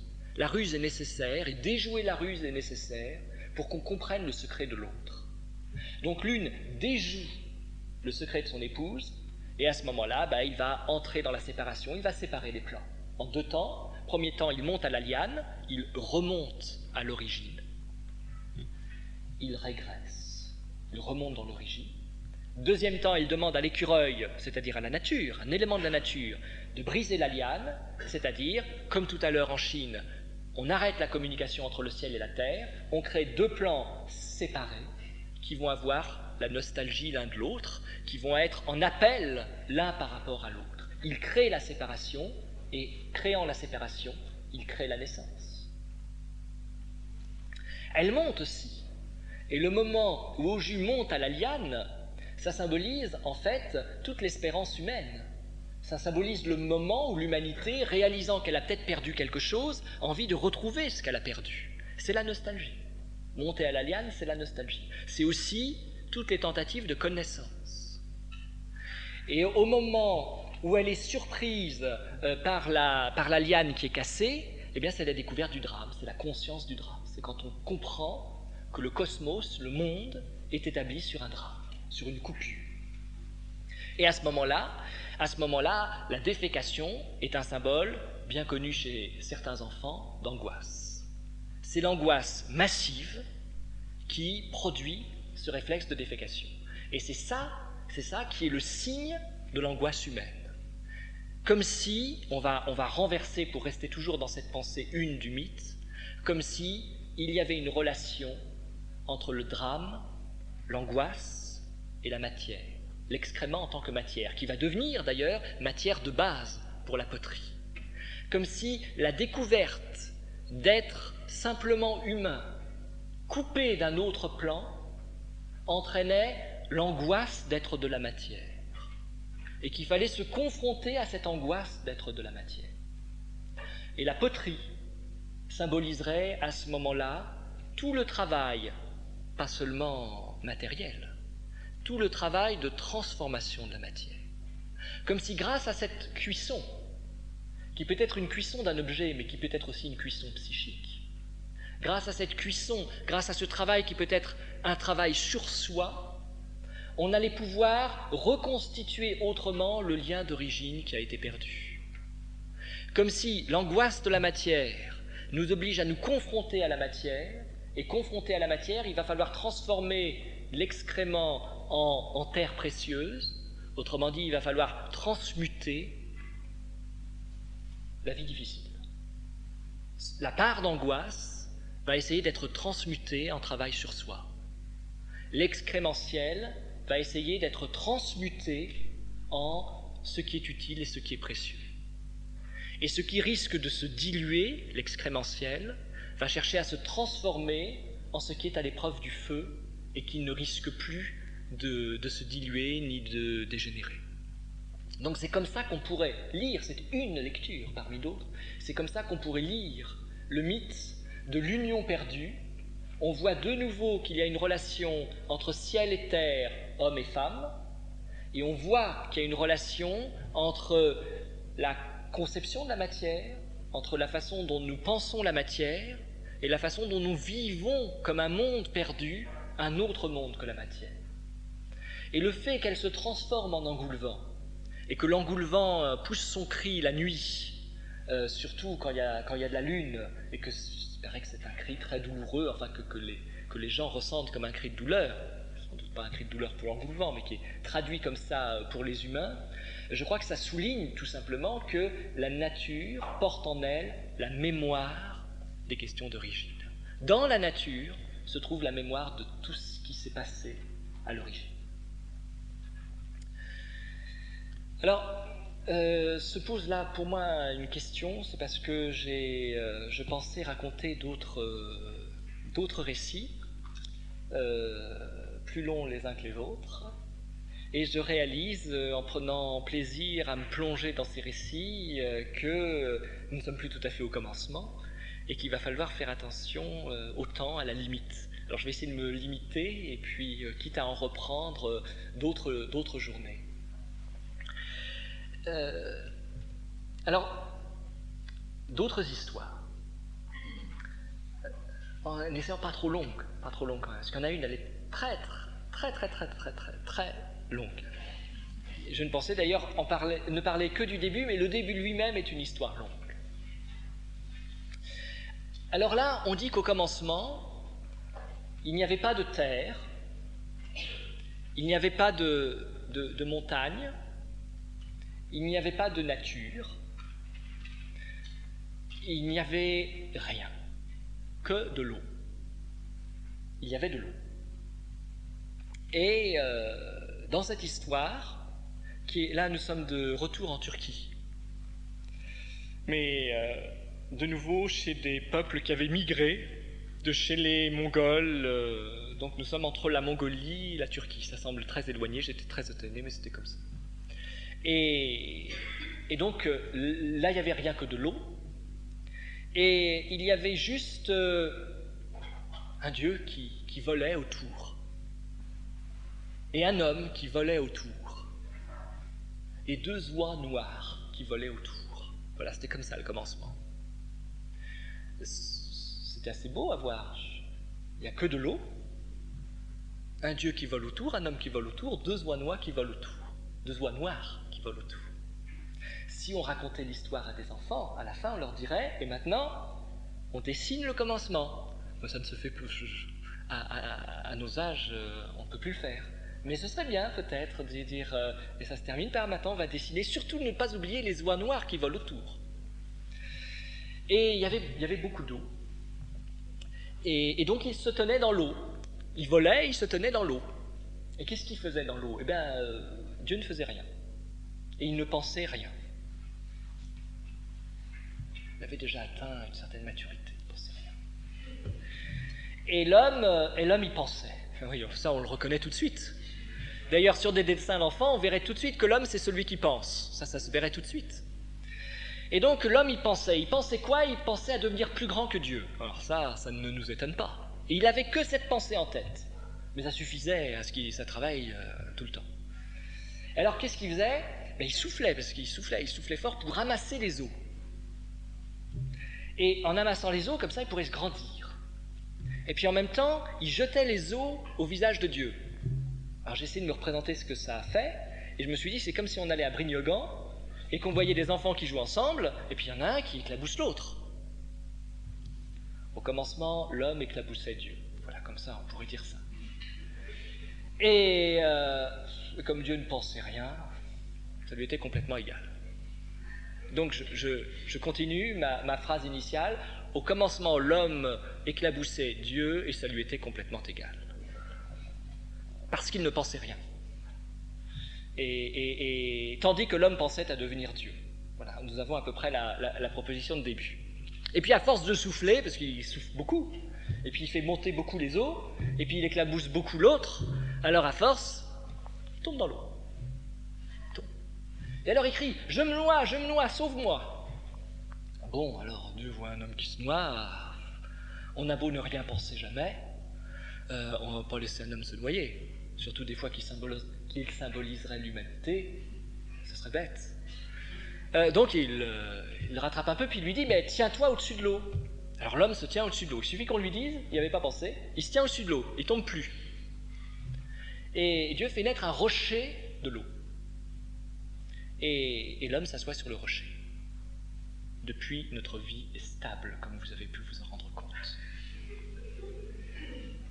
Parce que l'humanité est établie sur la pierre, comme vous avez pu vous en rendre compte. Tous les jours ou certains jours. Oui, ça ne s'est pas arrêté là. Parce que, au bout d'un moment, Dieu a dit à l'homme, maintenant tu vas plonger dans l'eau et tu vas chercher la terre qui est au fond. Alors l'homme plonge et il va chercher la vase. Et il rapporte la vase. Et Dieu prend la vase et il fait la première île qui est le commencement de la terre. Il regarde, il trouve que c'est pas mal, mais qu'il n'y en a pas assez. Parce que vous savez, au commencement était l'approximation artistique. On crée, on regarde, on tourne autour, on se dit, oui, bien sûr, peut mieux faire. Alors il dit à l'homme, tu plonges encore, tu vas chercher de la vase, et comme ça, moi, je vais agrandir un peu, je vais arranger ça. Bon, on retrouve toujours le moulage, la poterie, ça commence toujours comme ça. Et alors il plonge là. Et puis, il se dit, il me demande de la vase, je vais lui apporter de la vase, mais moi je veux devenir plus grand que lui. Donc il faut que je fasse aussi des choses avec de la vase. Il ne faut pas qu'il le sache. Alors je vais cacher une partie de la vase. Mais où est-ce que je vais cacher une partie de la vase? Dans la bouche. Alors, il prend de la vase, prend un petit morceau, il cache dans la bouche, il remonte. Mais voilà la vase.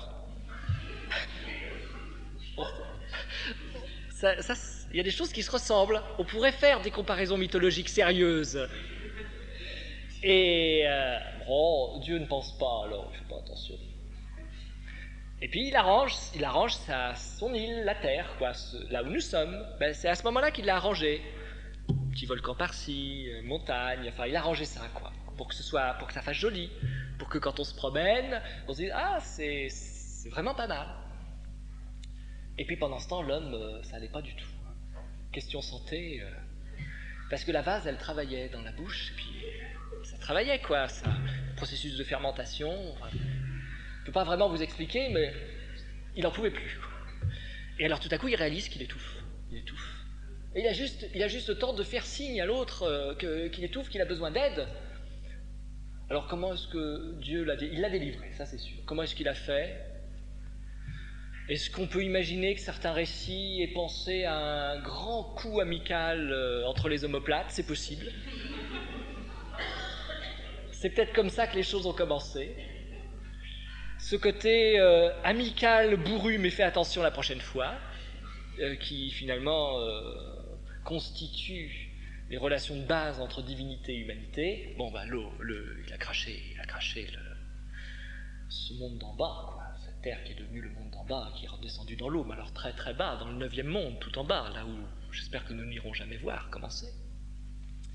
Et Dieu a commencé à penser des choses, là, parce qu'il s'est dit que ça commençait à bien faire. Il lui a dit que puisque il avait caché la vase, eh bien que lui, Dieu, il donnerait naissance aux hommes gentils et justes, et que lui, l'homme, là, il donnerait naissance aux hommes pas gentils, injustes et méchants. Et que dorénavant, il y aura les bons et les méchants, et les bons, ils iront dans la bonne terre, et les méchants, ils iront dans le 9e monde. Ça a commencé comme ça. C'est un peu plus dramatique. On se rapproche déjà plus du Moyen-Orient.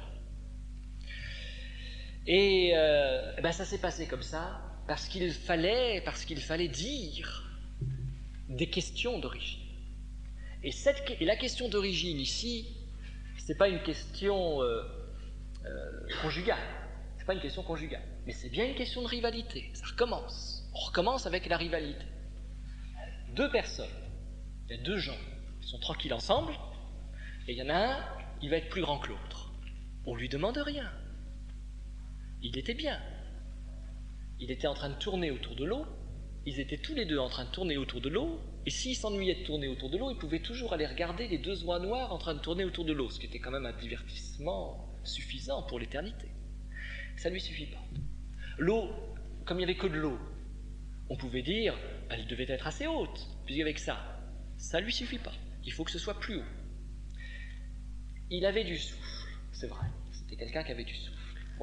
Il aurait dû avoir prendre plaisir simplement à sa respiration. Ça devrait suffire. Non, il faut toujours se prouver qu'on a plus de souffle que soi-même ou que les autres. Comme si c'était toujours, tous les jours, son anniversaire, et que tous les jours, il fallait souffler une bougie de plus, non pas une bougie par année, mais une bougie par jour, pour se prouver qu'on avait vraiment beaucoup, beaucoup, beaucoup de souffle.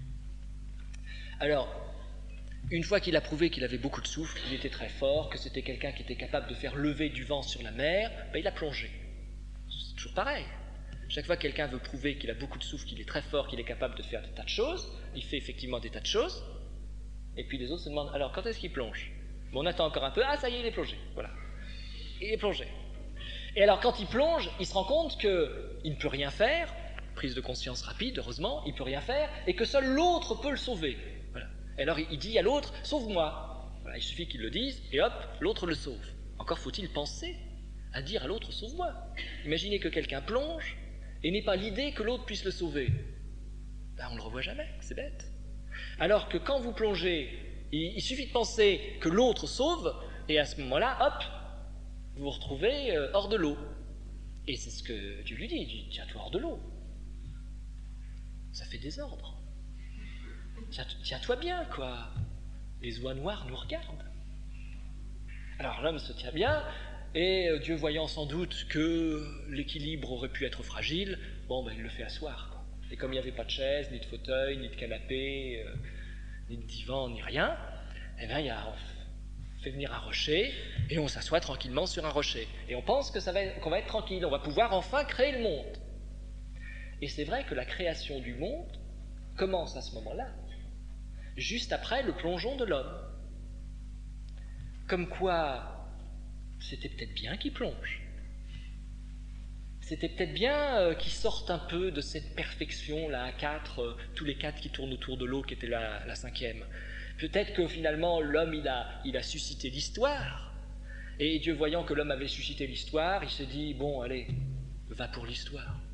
Et c'est comme ça que l'histoire est née. Et alors, dans un deuxième temps, elle est née aussi par la ruse, par la rivalité, par la cachette, par le mensonge. Parce que, finalement, l'homme, il voulait jouer aussi à la patouille. Au commencement était un homme qui a dit à Dieu, « Pourquoi t'es tout seul à jouer à la patouille? Moi aussi, je veux jouer à la patouille. Oui, mais toi, t'as pas la technique. Si, je sais faire. Je te dis que tu sais pas faire. Si, je sais faire. Vas-y, essaye. » Il a essayé. Eh oui, et tous nos soucis viennent de là. Quand on ne sait pas jouer à la patouille, on ne joue pas à la patouille. Il fallait dire ça au premier homme, et on aurait eu une vie plus tranquille. Oui, eh bien quand même, il est glorieux cet homme d'avoir essayé. Il est glorieux parce que finalement, il a participé à la création du monde. Vous allez me dire, oui, mais quelle création? D'accord, n'empêche qu'il a participé à la création du monde. Et on pourrait dire, oui, mais c'est lui qui a créé le monde d'en bas, là, le monde inférieur avec les méchants. Il faut relativiser les choses. L'histoire mythique, elle rencontre ici une difficulté. Parce qu'au début, ils sont ensemble. Ils sont quand même, on pourrait dire, ils sont camarades. Et puis après, ils se fâchent très fort, tous les deux. Ils se fâchent très fort parce que c'est la malédiction. Puisque c'est comme ça, je ne veux plus te voir, etc. Ils se fâchent très fort. Mais quand même, au début, ils étaient camarades. Donc il faut tenir compte de ce qui s'est passé au début. Et la difficulté de l'histoire mythique, c'est de penser la différence et penser le bien et le mal. Mais l'histoire touchant le bien et le mal, la notion de bien et de mal, ne vient qu'à la fin, ne vient quand même qu'à la fin. Au commencement, la différenciation se fait indépendamment du bien et du mal. C'est comme si on avait presque deux récits qui se font suite, comme si tout à coup la notion de différence entre le bien et le mal avait fait irruption dans un monde où Dieu et l'homme co-créent le monde. Comme s'il y avait au départ une co-création, une création ensemble, qu'il y a des problèmes et que du coup intervient la notion de bien et de mal. Et qu'est-ce qui est considéré comme le mal? Non pas le fait d'avoir pris de la vase, non pas le fait d'avoir voulu créer avec de la vase, mais de ne pas l'avoir dit, de l'avoir tu, de ne pas avoir pu reconnaître ce désir-là. On retrouve un petit peu comme la femme engoulevente qui à un moment ne peut pas parler. Comme si l'homme à un moment ne reconnaît pas quelque chose. Il est en train de ruser et il ne le reconnaît pas. Évidemment, on pourrait dire la ruse, on ne va pas la reconnaître, sinon c'est plus une ruse. Mais quand il va être pris, quand il sent que ça ne va plus être possible, il pousse jusqu'au dernier moment avant de le reconnaître. Il n'est pas capable de reconnaître. Et c'est ça qui est considéré comme étant pas bien. Mais ce n'est pas tellement le fait d'avoir voulu prendre de la vase, ce n'est pas du tout ça qui est condamné. Ce n'est pas d'avoir voulu participer à la création du monde. C'est de ne pas avoir pu un moment dire, de ne pas avoir pu reconnaître un moment « je ne peux pas ». Et c'est parce qu'il n'a pas su dire « je ne peux pas » qu'il s'est trouvé coincé par lui-même. Et que du coup, il a donné naissance aux mondes inférieurs. Ça me semblait être une sorte de lien entre ce qu'on pourrait appeler des pensées cosmogoniques un peu innocentes, au-delà du bien et du mal, et puis tout à coup on rentre dans les créations du monde liées au bien et au mal. Alors, on va poursuivre. Je suis obligé de regarder l'heure. Je vais sauter par-dessus une histoire que je raconterai un autre jour. Et je vous propose que nous remontions vers le nord, du côté de la mythologie nordique, scandinave, et de parler de l'Edda, c'est-à-dire les récits, un des corps de récits mythologiques de la Scandinavie. Et là, on va voir comment ça commence. Ça commence par une ruse. Parce que le roi Gylfi, il a dit à une femme qu'il ne connaissait pas, et surtout dont il ne connaissait pas l'origine, qu'il lui donnerait comme étendue de terre l'étendue qu'elle arriverait à labourer. Et tout ce qui sera labouré en une journée, il lui donnerait. Alors, mais il ne savait pas qui c'était. Alors elle est retournée chez elle. Chez elle, c'était chez les Ases. Et alors les Ases, des fois c'est des dieux, des fois c'est des humains, des fois c'est entre deux. Enfin, c'est des personnages capables de faire des choses tout à fait extraordinaires. Par exemple, Thor, le dieu Thor, fait partie des Ases. Donc ça vous situe déjà les citoyens que ça représente. Alors elle revient avec 4 bœufs, et qui étaient en fait les 4 fils qu'elle avait eus avec un géant. Elle attelle sa charrue bœufs, et alors évidemment c'est des bœufs qui sont doués d'une force prodigieuse, et alors les bœufs, ils ne se contentent pas de passer la charrue, c'est tellement puissant, c'est tellement fort qu'ils emportent tout un pan de terre. Ils l'emportent jusqu'à la mer, et ça devient une grande île. Et le roi Gylfi est obligé de concéder cette grande île à cette femme qui devient donc propriétaire de l'île, et depuis d'ailleurs il y a un grand lac là. Et alors il s'est déguisé, et il est devenu Gangleri. Il s'est déguisé, et il s'est transformé en mendiant, et il est allé jusqu'à la porte d'un énorme palais du côté du pays des Ases, un grand palais. Et par la grille d'entrée, il a vu un homme qui jonglait avec 7 couteaux toujours en l'air. Là aussi, peut-être, tout à l'heure, on pourrait dessiner les 7 couteaux. Et 7 couteaux en l'air, ça veut dire qu'il en a plus. Hein. Il en a toujours 7 en l'air. Alors, combien il en a dans les mains? 1,5 à chaque fois. Et alors, Gangleri, elle, cet homme, en lui demandant où il est, et qui est le roi de ce palais. Alors, l'homme se retourne et lui dit que puisqu'il veut connaître le nom du roi de ce palais, ben c'est très simple. Il n'a qu'à aller voir le roi, et puis le roi il lui dira son nom. Je ne sais pas si vous imaginez un peu la tonalité de la conversation. Vous allez quelque part, et vous dites « Qui est-ce qui habite là ?» Ben, demandez-le lui. C'est ça qu'on lui répond, c'est ça, la mythologie c'est ça. Alors bon, il entre, et puis là il voit plein de monde. Des gens qui boivent, des gens qui mangent, des gens qui se battent. Plein de monde, et puis au moment où il entre, il voit aussi que la porte s'est fermée derrière lui, comme dans les films policiers. Alors la porte s'est fermée derrière lui, et à ce moment-là, il regarde toutes les portes, il cherche par où va venir l'adversaire. Et puis il est conduit dans une pièce. Et dans cette pièce, eh bien, il y a 3 trônes. Et sur chacun de ces trônes, qui sont à chaque fois surélevés l'un par rapport à l'autre, 3 trônes en étage, il y a un personnage couronné. Et Gangleri alors se présente comme étant un mendiant qui a perdu sa route. Évidemment, tout le monde dans le château sait que c'est le roi Gylfi, bien sûr. Mais on fait comme si on ne le savait pas, qu'il a perdu sa route, qu'il est très content d'être arrivé là, et qu'il aimerait connaître le nom du roi. Alors, curieusement et paradoxalement, c'est son guide qui, à ce moment-là, lui dit le nom. Après lui avoir dit, vous avez qu'à lui demander, il va vous dire. Et il lui dit, le premier roi sur le premier trône, c'est le Très-Haut. Vous allez voir que tout à l'heure, je ne plaisantais pas. le deuxième roi sur le trône au-dessus, c'est l'égal du Très-Haut. Et le troisième roi, qui est encore au-dessus, c'est le tiers. Vous voyez, je ne plaisantais pas tout à l'heure avec mon arithmétique. Il faut encore plus fort. Et bon, alors à ce moment-là, Gangleri va commencer à poser des questions. Et il va poser comme question des questions touchant la création du monde. Il va demander comment est né le monde. Et le Très-Haut, d'abord, va lui dire, écoute, c'est nous qui racontons. C'est toi qui poses les questions. Alors tu restes debout, nous restons assis. Parce que c'est celui qui pose les questions qui doit rester debout. Et ceux qui racontent doivent être assis. Déjà, là encore, ça vous met tout de suite à l'aise, quoi. Cette rentrée comme ça chez les gens et on vous dit je ne vous fais pas asseoir, bien entendu. Bon, d'accord. Mais à part ça, on lui dit aussi tu peux boire et manger autant que tu veux, tu es notre hôte, tu peux boire autant que tu veux, tu peux manger autant que tu veux. Simplement, s'il s'avère que tu es moins savant que nous, tu ne sortiras pas vivant d'ici. Ça vous guérit de chercher la connaissance, ça.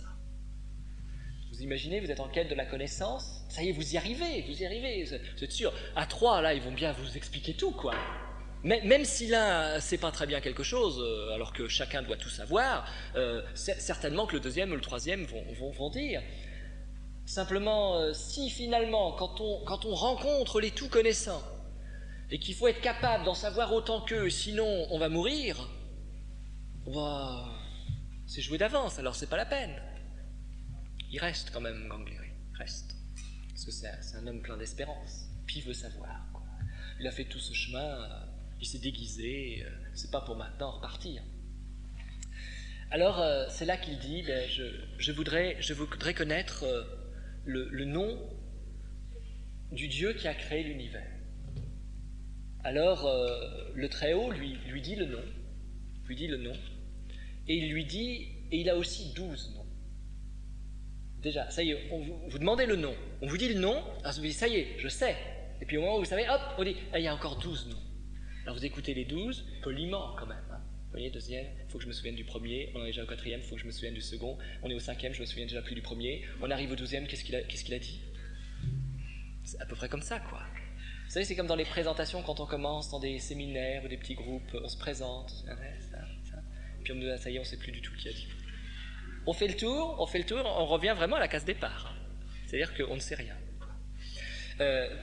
Et à ce moment-là, l'égal du Très-Haut prend la parole, l'égal du Très-Haut dit, et il a fait le ciel, la terre, l'air et tout ce qu'il contient.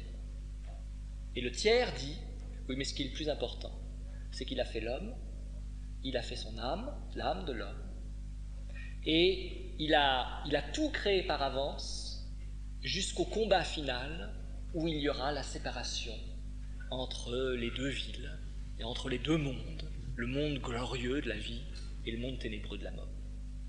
Et puis ça continue, mais c'est très très long, c'est extrêmement complexe parce qu'après quand même ils expliquent exactement comment ça s'est fait avec le feu, la glace et tout, jusqu'au crépuscule des dieux.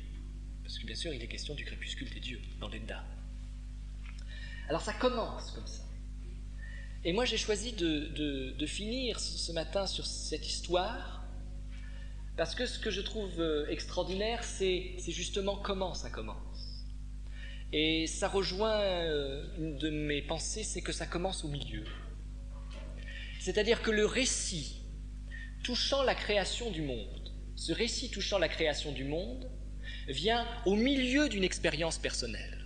Autrement dit, le roi, Gylfi, part un beau jour à la recherche de la connaissance touchant la création du monde.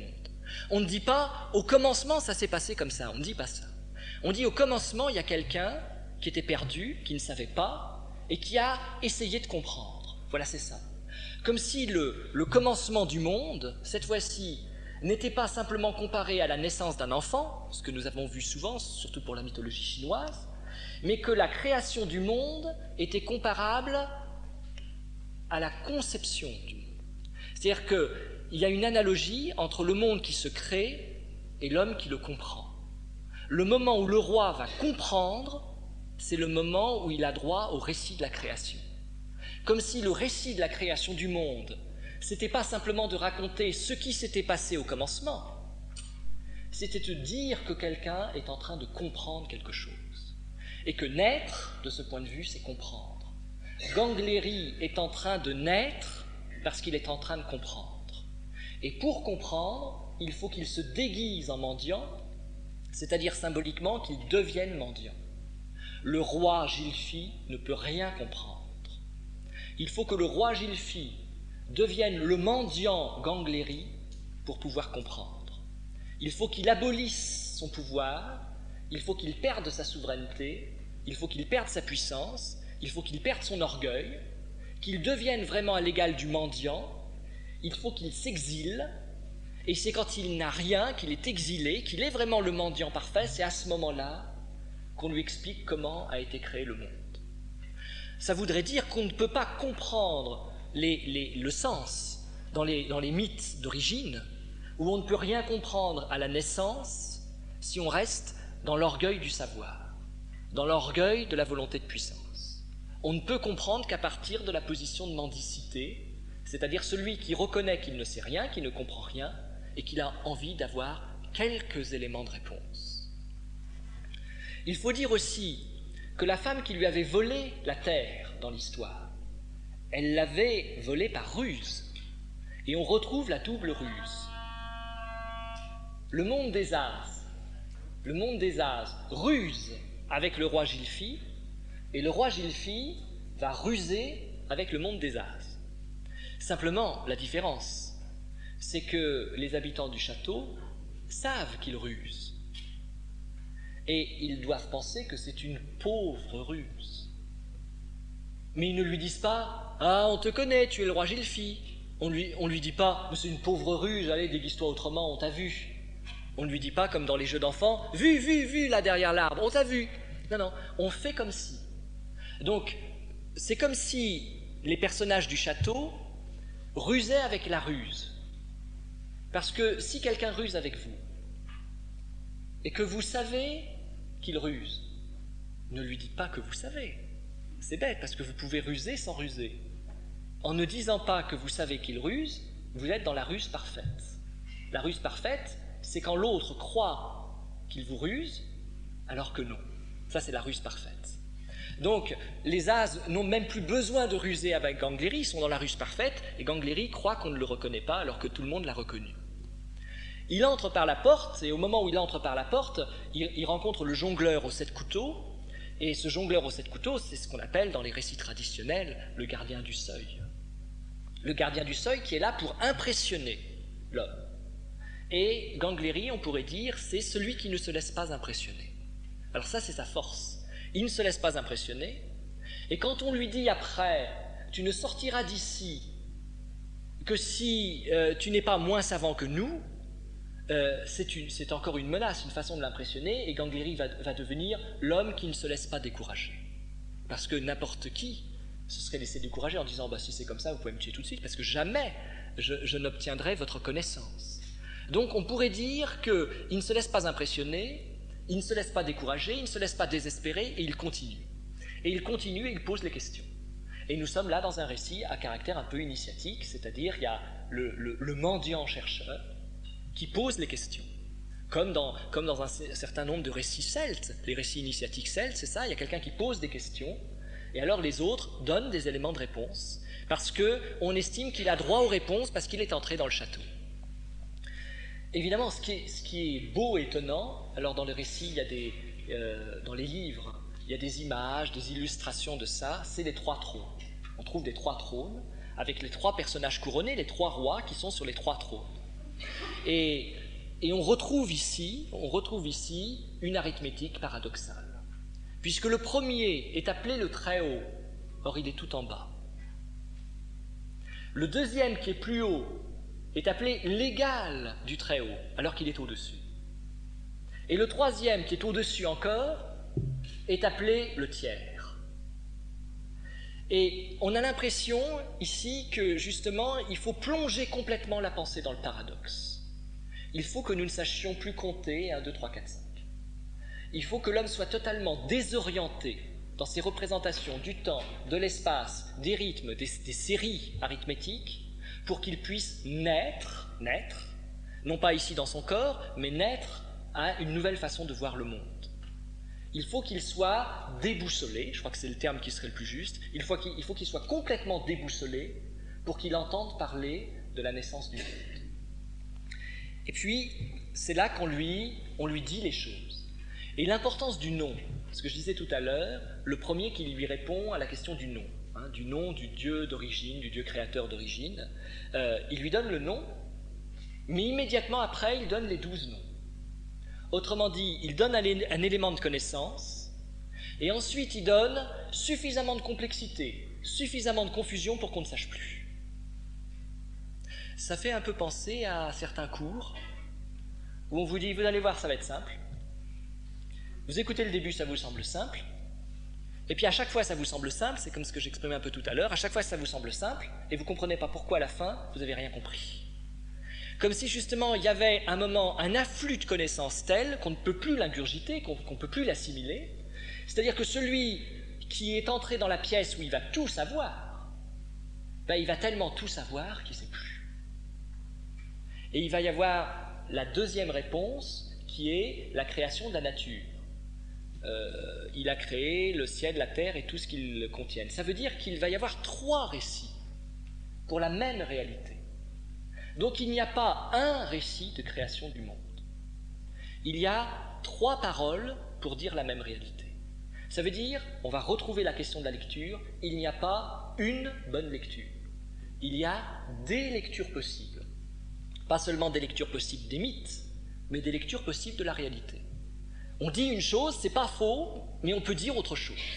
Et on peut dire une 3e chose. Et le mythe pense que quand on donne 3 lectures différentes, ça suffit, c'est pas la peine d'en donner 36, il y en a 36 dans les 3. Il y en a 54, il y en a 71.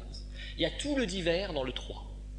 À partir de ces 3 lectures, l'homme doit comprendre qu'il n'arrivera pas à avoir la bonne lecture de la réalité. Il sera toujours confronté à du divers, à quelque chose de complexe, à quelque chose qui va le laisser perplexe. Il sera toujours ramené à de la perplexité. Mais en même temps, il y a une gradation, il y a une progression. C'est comme si le tiers soulignait ce qu'il y avait de plus important. Et qu'est-ce qu'il dit, le tiers? C'est-à-dire le plus haut. Il ne faudrait pas dire le plus haut, il faut dire le tiers. Le tiers, il dit, le plus important, ce n'est pas comment est né le monde. Le plus important, ce n'est pas le nom des divinités qui ont créé le monde. Alors qu'on est pourtant dans la mythologie scandinave, nordique, donc le nom des dieux, ça devrait être important. Ce qui est important, c'est le rapport entre l'homme et son âme. Nous, on dirait entre l'homme et sa psyché, entre l'être et sa psyché. Le troisième, le tiers, le troisième troisième, il dit ce qui est plus important, c'est pas de connaître le commencement du monde, c'est pas de connaître comment naît un enfant, c'est pas de connaître la comparaison entre la naissance d'un enfant et la naissance du monde.